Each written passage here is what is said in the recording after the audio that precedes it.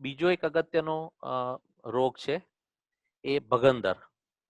એ પણ piles Fisher Fisher ઘણાને ખબર ના પડે એટલે પાઇલ્સ તરીકે જ અમારી પાસે આવે. ચપ્પા પાસે ત્યારે ખબર પડે કે તો ભગંદર છે. ભગંદર એ એવો રોગ છે કે જેમાં ફક્ત ઓપરેશન જ એનો ઉપાય છે. એને કોઈ દવાથી કશાથી મટે નહીં. અને ભગંદરમાં શું હોય કે એ જગ્યાએ નાની ફોલ્લી જેવું થાય.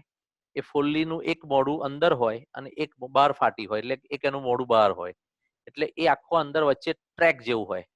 એટલે બહારથી અંદર પસ થાય, ફાટી જાય એટલે પછી દુખાવો મટી જાય. અને મટી જાય એટલે દર્દી ફરતો થઈ જાય ફરી પાછો. 15-20 દિવસે, મહિને 2 મહિને ફરી પાછું અંદર પસ થાય, ફરી પાછું ફાટે. આમ ને આમ ચાલ્યા કરતું હોય.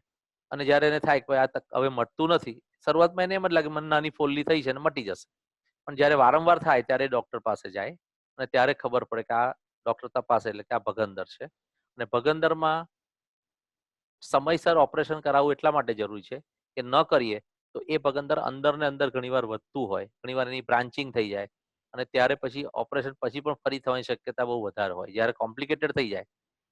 એટલે ભગંદર એટલે જ્યારે પણ સંડાસની જગ્યાની આજુબાજુથી પસ જેવું નીકળે અથવા ફોલ્લી થાય, થઈને મટી જતી હોય તો ચોક્કસ ડોક્ટર પાસે જવું પડે.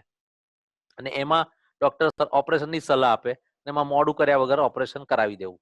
શરૂઆતમાં એકદમ સારી રીતે મટી જાય અને ફરી થવાની શક્યતા પણ બહુ ઓછી. પણ જ્યારે કોમ્પ્લિકેટ, ઘણા લોકો વર્ષે, 2 વર્ષે, 5 વર્ષે આવતા હોય છે કારણ કે એને બહુ તકલીફ ન હોય. અને ત્યારે પછી ઓપરેશન બહુ અલગ પ્રકારનું થઈ જાય, તકલીફ બી વધે, એનું ડ્રેસિંગ પણ બહુ લાંબુ ચાલે. એટલે ભગંદર પણ કબજિયાત એના માટે કારણભૂત છે. પણ ઘણીવાર ત્યાં લોકલ હાઇજીન ન સચવાય બરાબર, સાફ સફાઈ બરાબર ના થાય તો એના લીધે પણ થતું હોય છે. એટલે ભાગ સ્વચ્છ રાખવો અને કબજિયાતની કાળજી રાખવી. એટલે મૂળ ગુદાના બધા જે રોગો છે એ બધામાં આ